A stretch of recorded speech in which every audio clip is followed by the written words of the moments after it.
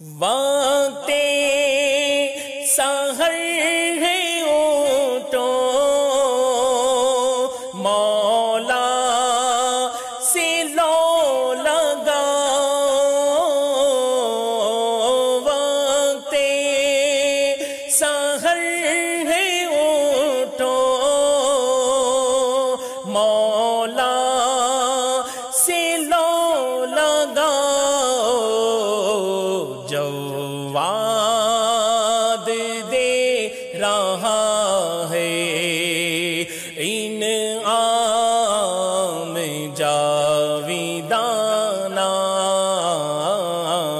جواد دے رہا ہے انعام جاویدانہ۔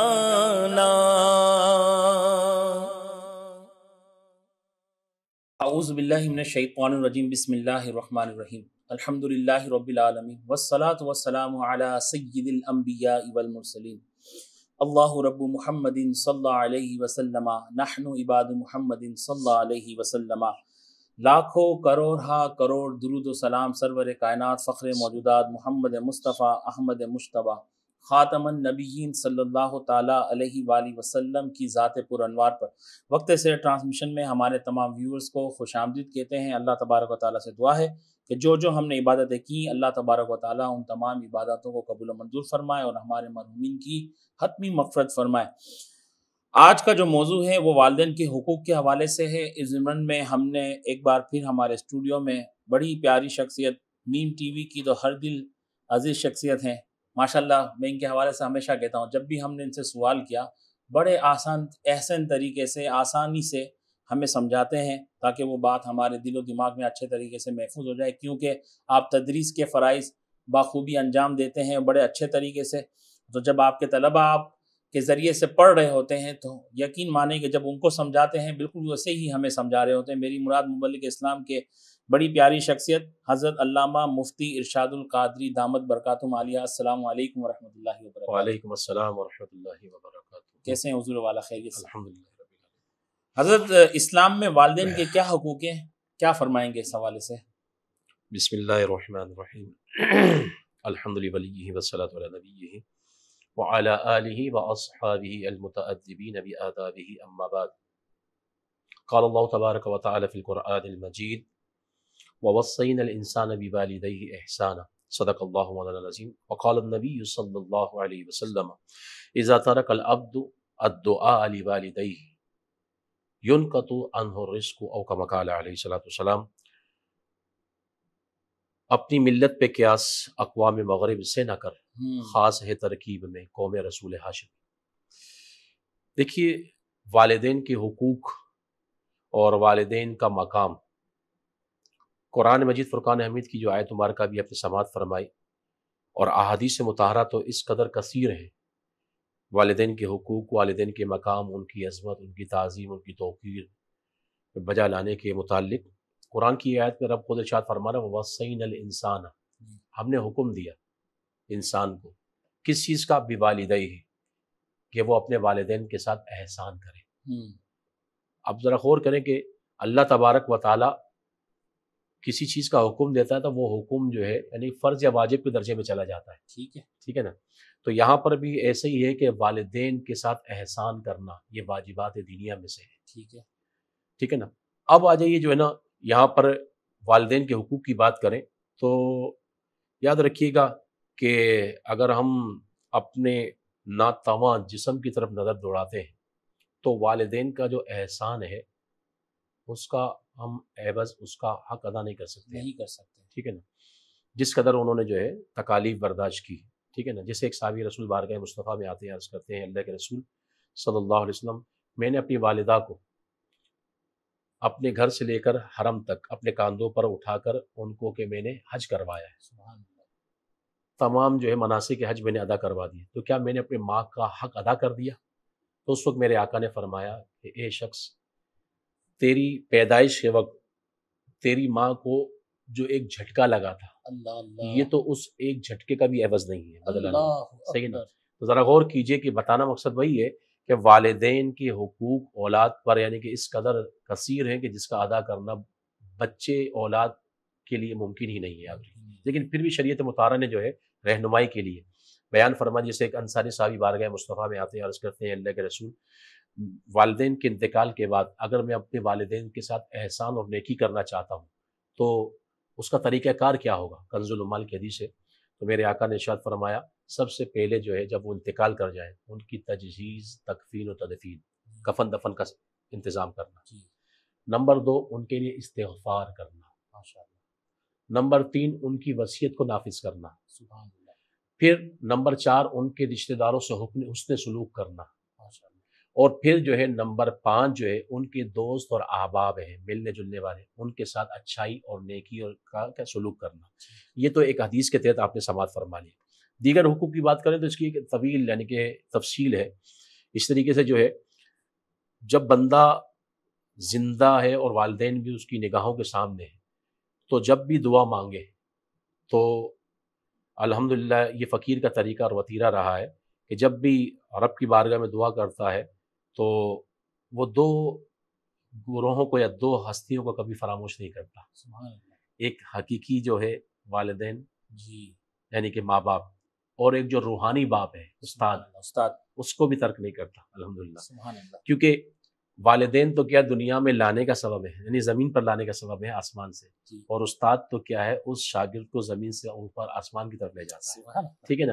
تو اب جو ہے عقل مندی کا تقاضا یہی ہے کہ محسن کو قرآن بھی کہتا ہے حل جزاء الاحسان الا الاحسان، سورہ رحمان کی آیت ہے کہ احسان کا بدلہ تو احسان ہے. اگر ہم کچھ بھی نہیں کر سکتے کم از کم ان نفوس کے لیے، چاہے وہ والدین ہوں چاہے استاد ہوں، ان کے لیے دعا تو کر سکتے ہیں. تو لہذا جو ہے زندہ ہیں تو دعا کریں، اور دعا کا ثمرہ کیا نکلے گا؟ دعا کرنے والے اولاد کے لیے آقا فرماتے کنز العمال کی حدیث ہے کہ اذا ترک العبد الدعاء لوالدیہ، جب بندہ اپنے والدین کے لیے دعا کو چھوڑ دیتا ہے کرنا، دعا کرنا ترک کر دیتا ہے تو ينقطع عنہ الرزق، اس کا رزق ہی منقطع کر دیا جاتا ہے. ذرا غور کیجئے. اب اس کو مفہوم مخالف نکالیے. اب پتہ چلا کہ جو دعا کرنا چھوڑے گا رزق منقطع کر دے گا رب، اور جو دعا پہ دعا کرے گا اللہ تعالیٰ اس کی رزق کے اندر کشادگی فرما دے گا. ذرا غور کیجئے کہ یہاں پر جو ہے والدین کے لیے اس وقت کیا ہے، دعا کرنے سے بندے کے رزق میں فراوانی ہو رہی ہے. اس سے اور کیا ہے بندے کے لیے، اور یعنی کہ ایک نعمت کیا ہو سکتی ہے کہ دعا فقط اس کے لیے کافی اور وافی ہو رہی ہے. پھر حقوق بیان کریں تو حقوق میں اگر وہ مقروض مرے ہیں اچھا تو ان کی طرف سے قرض ادا کیا جائے. اب وہ قرض چاہے وہ بندوں کا ہو یا قرض رب کا ہو. بندوں کا قرض مالی ہوگا، سیدھی سی بات وہ ادا کر دے گا، اور رب کا قرض ہے بالفرض اگر زکوٰۃ ادا نہیں کی انہوں نے تو ان کی طرف سے زکوٰۃ ادا کر دیں. اگر ان کے اوپر حج فرض ہو چکا تھا تو ان کی طرف سے حج بدل کرے. ٹھیک ہے، صحیح ہے، تاکہ کہ ان پر جو ایک بار تھا، ایک بوجھ تھا، وہ کم ہو جائے، ختم ہو جائے.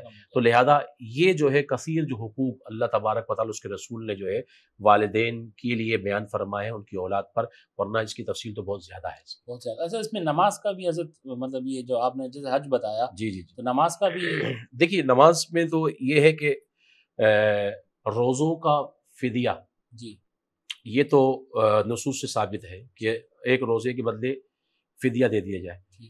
اور نماز اگر نہیں پڑھی ہے والدین نے اور چھوڑ دی ہے تو اب اس کی جگہ پہ جو فدیہ دیں گے، یہ فدیہ دینے کا مسئلہ جو ہے روزوں کے فدیے پر قیاس کیا جائے گا. ٹھیک ہے، یعنی اس پر نصوص نص نہیں ہے، قرآن بھی نہیں ہے اور حدیث نہیں ہے، بلکہ اس پر جو ہے علماء فقہا یہ کہتے ہیں کہ جس طرح روزے کے فدیہ دینے سے کیا ہے اس کا کفارہ ہو جائے گا، تو نماز کا بھی اگر کوئی فدیہ دے دے گا والدین کی طرف سے تو اللہ کی رحمت سے امید ہے کہ اللہ تبارک و تعالیٰ ان کی نماز میں جو کوتاہی ہے اس کوتاہی کا جو گناہ ہے اس کو معاف کر دے گا اور حقوق بھی ادا ہونے میں وہ ہو جائے گا. ملتے ہیں ایک چھوٹے سے وقفے کے بعد، کہیں نہ جائیے گا، سیکھنے سکھانے کا سلسلہ جاری. وقت سے ٹرانسمیشن میں ایک بار پھر ہمارے تمام ویورز کو خوش آمدید کہتے ہیں. وقت بہت کم ہوتا ہے، سوالات زیادہ ہوتے تاکہ آپ کے علم میں زیادہ سے زیادہ اضافہ ہو. حضرت حضور نبی اکرم صلی اللہ تعالی علیہ وآلہ وسلم نے والدین کی خدمت کرنے کو جہاد سے افضل قرار دیا. کیا فرمائیں گے اس حوالے سے؟ جی بسم اللہ الرحمن الرحیم. بالکل ایسے ہی ہے. کتاب الجہاد ابو داؤد شریف جو سیاہ ستہ کی ایک معتبر کتاب ہے، اس کی جو کتاب ہے کتاب الجہاد، چونکہ وہ ابواب میں تقسیم کیے ہوئے کتابوں میں، عنوان کے تحت. تو کتاب الجہاد میں جو ہے یہ حدیث موجود ہے کہ ایک صحابی بارگاہ مصطفیٰ میں آتے ہیں اور عرض کرتے ہیں اللہ کے رسول آپ مجھے اجازت دیجیے کہ میں جہاد میں جنگ میں چلے جاؤں، غزوے میں شرکت کروں. تو اس وقت میرے آقا نے ارشاد فرمایا تمہارے والدین یا والدین میں سے کوئی زندہ ہے، ماں باپ میں سے کوئی ایک زندہ ہے؟ تو اس وقت اس صحابی نے عرض کی کہ ہاں اللہ کے رسول کہ میری ماں زندہ ہے.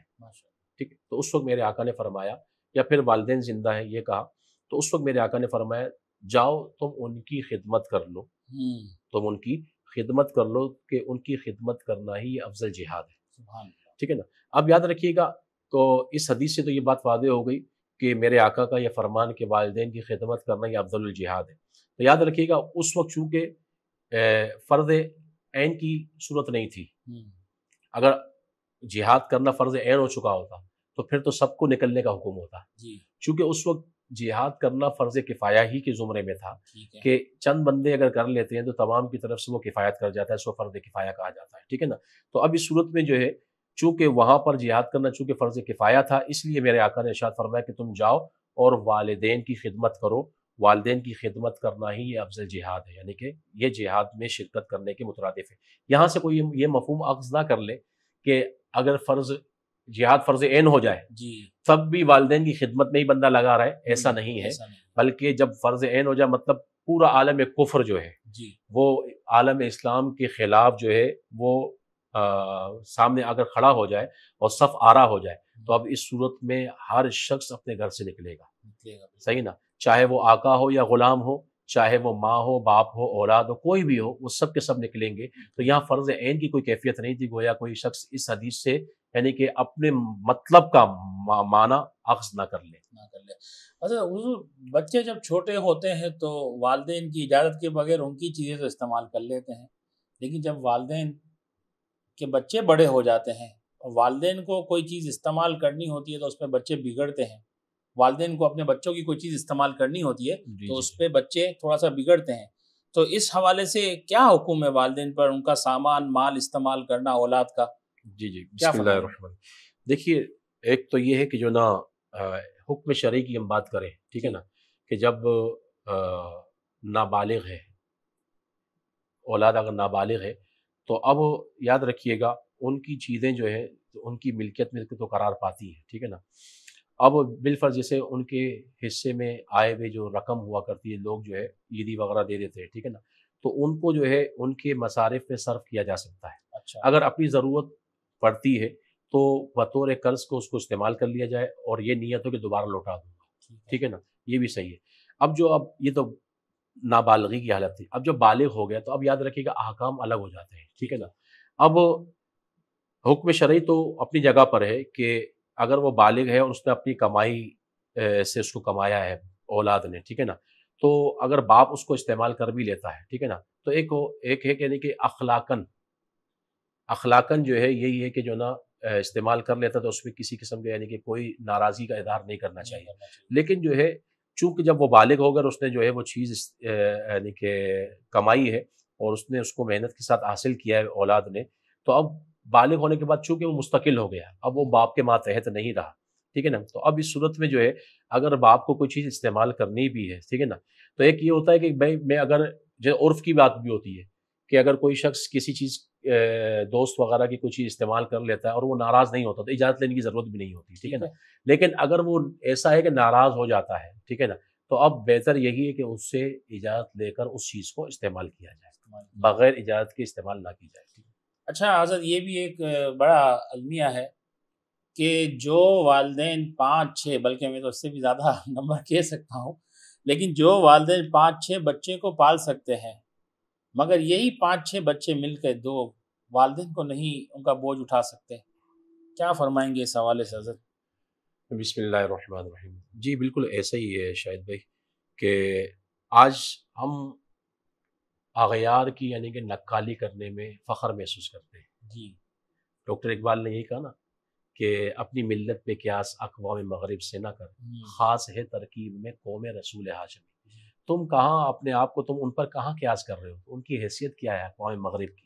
اس طریقے سے ڈاکٹر اقبال نے دوسرے مقام پر کہا کہ اغیار کے افکار و تخیل کی گدائی، کہ تم غیروں سے جو ہے عقیدے اور نظریے کی بھیک لے رہے ہو؟ ہاں، کیا تجھ کو نہیں اپنی خودی تک بھی رسائی؟ اللہ اللہ، کیا تو اپنے آپ کو نہیں پہچانتا کہ تو ایک مسلم ہے، ایک مومن ہے؟ ایک مومن کی اعلیٰ شان ہوتی ہے اور ہونی بھی چاہیے، ٹھیک ہے نا؟ دراصل جو ہے یہاں پر نظریے کا فرق ہے، جی نظریے کا فرق ہے، سوچ کا فرق ہے، تصورات اور خیالات کا فرق ہے۔ اب والدین اپنے 6 8 10 12 بچے، جی ہاں، یعنی جی کہ ہاں، الحمدللہ جو ہے میں اپنی بات کروں تو ہم 11 بہن بھائی ہیں، اچھا ٹھیک ہے ماشاء اللہ، سبحان 11 اللہ، بہن 8 بھائی اور 3 بہنیں، ٹھیک ہے نا؟ ٹھیک ہے، تو بتانا مقصد یہ ہے کہ والدین جو ہے اپنی اولاد کو جو پالتے ہیں، پوستے ہیں، ان کی تربیت، ان کی پرورش کرتے ہیں، دراصل وہ بوجھ نہیں سمجھتے، وہ ایک فریضہ سمجھتے ہیں، فریضہ سمجھتے ہیں، بالکل، ٹھیک ہے نا؟ اور اس پر جو ہے ثواب کی امید لگائے بیٹھے ہیں کہ قیامت کے دن اللہ ہمیں جو ہے اس کا عوض دے گا۔ صحیح، لیکن اولاد کی طرف ہم آتے ہیں تو وہاں نظریہ چینج ہو جاتا ہے، وہاں تصورات اور خیالات بدل جاتے ہیں، اللہ اللہ، وہاں وہی اولاد اپنی اولاد کو بوجھ سمجھتی ہے، اور جب یہ جو ہے تصور اور خیالات جب تبدیل ہو جائیں، صحیح نا، تو پھر یاد رکھیے گا تمام یعنی کہ 10 11 اولاد بھی اگر مل جائے نا تو وہ بھی اپنے والدین کا وہ دیکھ بھال نہیں کر سکتی جو والدین ماں باپ صرف 2 فرد وہ 10 سے 11 بندوں کی کفالت کرتے نظر آتے ہیں۔ یہ سوچ کا فرق ہے، اور یہ سوچ کیوں تبدیل ہوئی؟ دراصل ہم نے اپنے دین کا جو ہے مطالعہ نہیں کیا، ہم نے اپنے مذہب کا مطالعہ نہیں کیا، ہم نے اپنی شریعت کو، اپنے جو ہے مذہبی احکام کو ہم نے جو ہے صحیح طریقے سے پڑھا نہیں کہ ہماری قرآن، ہمارا رب ہم سے کیا کہتا ہے، وَلَا تَقُلْ لَهُمَا أُفٍّ وَلَا تَنْهَرْهُمَا، کہ تم اپنے والدین کو اف بھی مت کہو اور نہ ان کو جھڑکو۔ جہاں اف اور جھڑکنے کی نفی ہے تو باقی حقوق تو اب بالائے طاق رکھ دیجئے۔ تو یہ ہمارے دین کی تعلیمات ہے، دین کی تعلیمات سے جو آگاہ ہوگا۔ یہاں پر ایک بات میں ایڈ کر دوں کہ یہاں پر جو ہے دینی اور دنیاوی تعلیم کا فرق ہی جو ہے سوچ کے فرق کی بنیاد ہے۔ بالکل بالکل، دینی تعلیم دنیاوی تعلیم سے جو آراستہ بیٹا ہوتا ہے، اگر وہ بڑے منصب پر فائز ہو بھی جائے تو والدین جو ہے اسے ڈر کر بات کرتے ہیں، والدین ڈر کر بات کرتے ہیں، لیکن اولاد دینی تعلیم اسی کے زیور سے آراستہ پیراستہ ہو، صحیح نا، اور وہ شیخ الحدیث بھی ہو جائے، جی جی، لیکن وہ اپنے والدین سے بات کرتے ہوئے ڈرتا ہے۔ بالکل صحیح بات، یہ دونوں جو ہے نظریوں کا فرق ہے، فرق ہے، دونوں تعلیمی نظام کا فرق ہے جی، کہ ایک نے جو ہے یوں سمجھیے کہ فرعون پیدا کیا، اللہ، ایک تعلیمی نظام نے جو ہے کیسی صدیق اکبر جیسی شخصیت اجاگر کر دی، صحیح نا، یعنی کہ عمر فاروق اعظم جیسی شخصیت، یعنی کہ ایک رقیق القلب جو ہے شخصیت اس نے اجاگر کی، جو اپنے باپ اور اپنے ماں کے سامنے اونچی آواز میں گفتگو کرنا بھی پسند نہیں کرتا۔ بہت ہی پیاری بات کہی، اور یہ واقعی میں جو تعلیم کا جو امتیاز حضرت نے بتایا یہ بہت ہی بڑی اچھی مثال تھی۔ اور میں یہاں پہ یہی بات کہتا ہوں کہ آپ مجھے بتائیں نا کہ جب آپ خود فرد واحد اپنے بچوں کو پال رہے ہوتے ہیں تو 2 3 4 اگر آپ کے 6 8 بچے ہو جاتے تو آپ اس کی کفالت کر لیتے، تو اگر 2 کو اور ایڈ کر لیں گے تو کیا یہ مشکل ہو جائے گا آپ کے لیے؟ تو کیوں اپنے لیے آخرت کا سامان برباد کر رہے ہیں؟ یہی آپ کا سب سے بڑا سرمایہ ہے، یہی آپ کی تمام کنجی ہے۔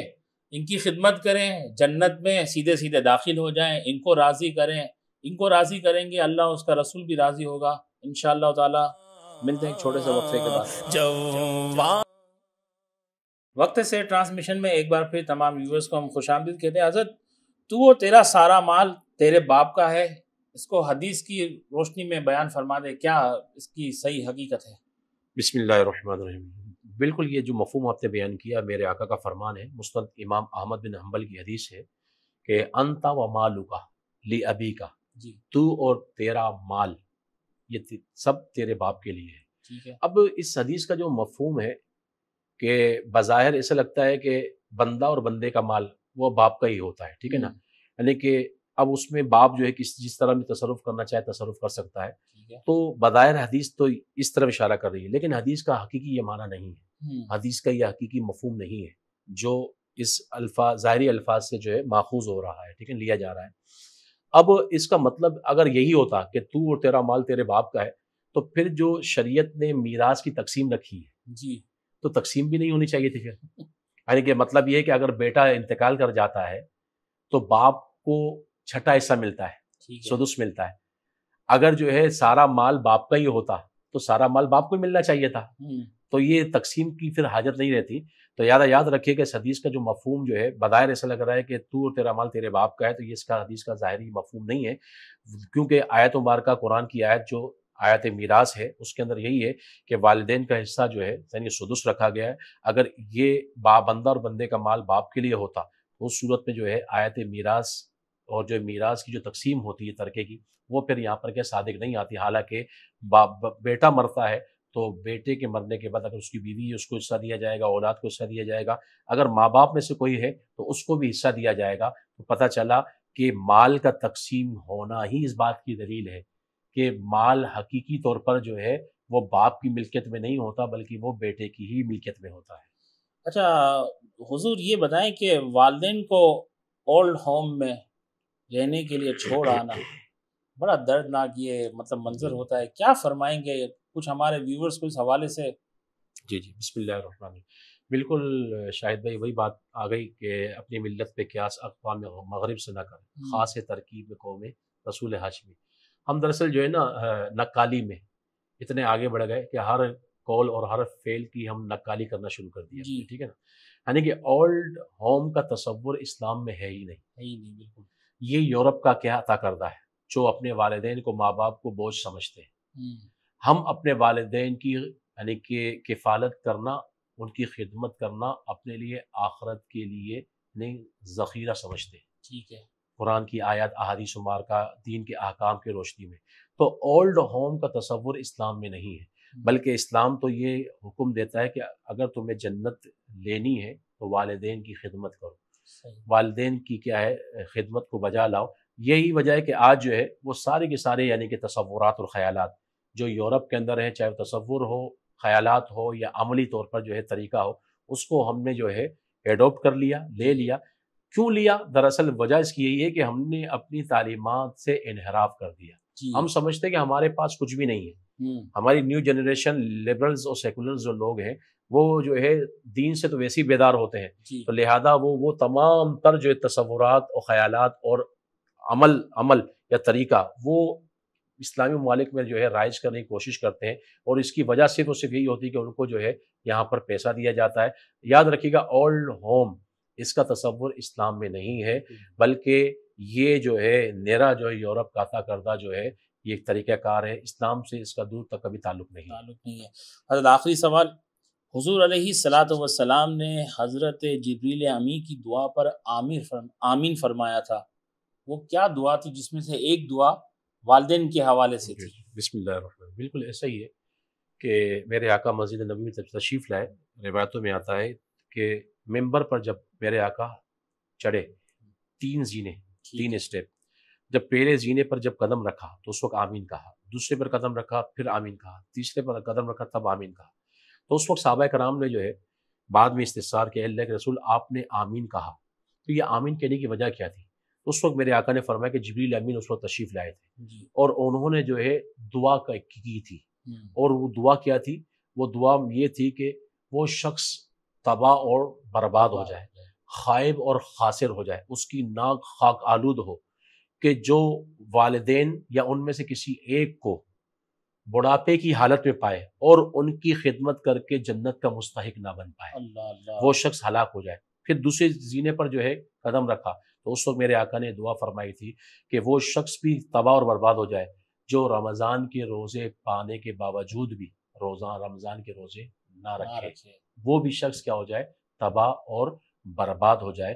تو یہ یعنی کہ جو پہلے اسٹیپ والی جو یعنی کہ دعا تھی کہ والدین کے متعلق جو والدین یا ان میں سے کسی ایک کو جو ہے پائے اور اس کی خدمت کر کے جنت کا مستحق نہ ہو، ذرا غور کیجئے، یہاں جو ہے دعا جبریل امین صحیح نا سید الملائکہ کر رہے ہیں، اور اس دعا پر آمین سید الانبیاء کہہ رہے ہیں، اور یہ کیسے دعا پھر قبول نہیں ہوگی؟ اور آپ نے دیکھا، آپ دیکھ لیجئے کہ جنہوں نے والدین کی ناقدری کی، بے قدری کی، وہ زمانوں کی ٹھوکروں پر کھا رہے ہیں، اور جنہوں نے والدین کی خدمت کی الحمدللہ کچھ بھی نہیں تھا ان کے پاس، کچھ بھی نہیں تھا، آج اللہ کے فضل و کرم سے ان کے پاس دنیا کی ہر نعمتیں موجود ہیں۔ یہ صرف اور صرف والدین کی خدمت کا اجر ہے، یہ تو دنیاوی اجر ہے، اخروی اجر تو اللہ تعالیٰ کی بارگاہ میں وہ تیار ہے، وہ کس قدر ہوگا، کتنا ہوگا، وہ اللہ اور اس کا رسول بہتر جانتا ہے۔ بہتر جانتا ہے۔ بہت بہت شکریہ مفتی صاحب، آپ نے بڑا احسن طریقے سے اور بڑے وضاحت کے ساتھ آج آپ نے جو سوالات کے جوابات دیے، اللہ تبارک و تعالیٰ آپ کا آنا قبول و منظور فرمائے، اور آپ کے توسل سے جو دین اسلام کی تعلیمات جو ہم سیکھ رہے ہیں میم ٹی وی کے ذریعے سے، وہ تو اللہ تبارک و تعالیٰ ہمارے دلوں میں، ہمارے ذہنوں میں محفوظ فرمائے، اس کو سن کر اس پہ عمل کرنے کی اور دوسروں تک پہنچانے کی بھی توفیق عطا فرمائے۔ میں اپنے تمام ویورز کو بتاتا چلوں کہ ٹی وی چینل کے علاوہ یوٹیوب اور فیس بک پر بھی ہمارے پروگرامات آتے رہتے ہیں۔ آپ اس پہ بیل آئیکن اور سبسکرائب کا بٹن دبا دیں، بیل آئیکن کو پریس کر دیں۔ اگر آپ ہمارے کوئی پروگرام بذریعے یوٹیوب اور فیس بک دیکھنا چاہتے ہیں تو آپ اس کے ذریعے سے بھی دیکھ سکتے ہیں۔ ساتھ ہی ساتھ اینڈرائڈ اپلیکیشن بھی اور ایپل کی ایپ بھی موجود ہے، دونوں کو بھی اگر آپ چاہیں تو اپنے موبائل میں ایڈ کر سکتے ہیں اور اس کے ذریعے سے بھی ہمارے پروگرامات کو دیکھ سکتے ہیں۔ اللہ تبارک و تعالیٰ سے دعا ہے کہ وہ اپنے پیارے حبیب لبیب رؤوف الرحیم علیہ افضل الصلاۃ والتسلیم کے صدقے طفیل ہمارے تمام صغیرہ کبیرہ دانشتہ غیر دانشتہ ظاہری باطنی خطاؤں کو معاف فرمائے، اور ہم سے کوئی ایسی بات نکل گئی ہو جو ہمارے وہم میں نہ رہی ہو اس وقت اور زبان سلپ ہو گئی ہو تو اللہ سے دعا ہے کہ ہماری ان خطا کو بھی معاف فرمائے، اور جو عبادتیں ہم نے کی ان تمام عبادت کو قبول کر کے اس کا اچھا اجر عطا فرمائے، اور ہمیں مدینہ پاک میں جینا مرنا مقدر فرمائے اور بقی ہمارا مقدر فرمائے۔ اپنے میزبان شاہد الحق نوری کو اور ہمارے مہمان مفتی ارشاد القادری دامت برکاتہم عالیہ کو اجازت دیجیے۔ السلام علیکم ورحمۃ اللہ۔ جواد دے رہا ہے